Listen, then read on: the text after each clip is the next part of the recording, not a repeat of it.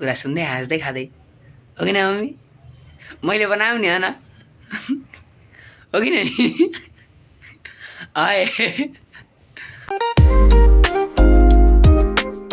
Hello guys, welcome back to my new vlog. So guys आज दोस्रो दिन मेरो डेली भ्लगको हिजो भ्लग बनाएर हालेछु।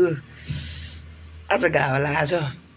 तपाईँहरूले हेर्नुभयो कस्तो लाग्यो भन्नुलाई कमेन्ट चाहिँ गर्नुला, यो भिडियोमा पनि कमेन्ट गर्नुला। भर्खरै उठेँ म, कहिलेसम्म यही कपडामै छु, यहीँ हो। अब त बाहिर गएर भेटौँ अहिले।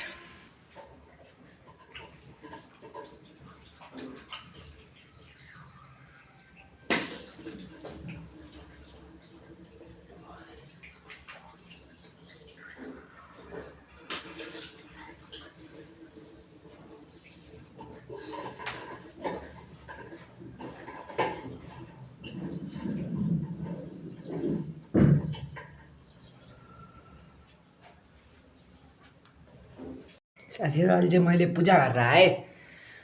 कस्तो घाँटी दुखेछ आज हेरी। मम्मीले हेरी हो एउटा स्टे पहिला पानी खानु पऱ्यो, तातो पानी। अब यहाँ म तातो पानी तताएर तपाईँहरू भेट्छु। साथीहरू, अहिले चाहिँ पानी खाएँ। स्टो हेरी मेरो कामै टिभी हेर्ने भयो। अब बल छ, टिभी खुल्दैछ। अहिले हेर्नु 8:43 गयो। मानाको बाहिरतिर यस्तो चल पल यस्तै। साथीहरू, अहिले चाहिँ मम्मीले पकौडाहरू ल्याइदिनु भयो। अब म पकौडा खान्छु, यार तपाईँहरूसँग भेट्छु। कति भेट्छु भने तर होइन, कमेन्ट गर्नु ओके। म पकौडा खान्छु, बाई। साथीहरू, आज नि यही छ, यो कडी अनि यो दाल पानी। यो कडी फेरि उहाँ उता बुवा आमाले दिनुभएको थियो, त्यही हो।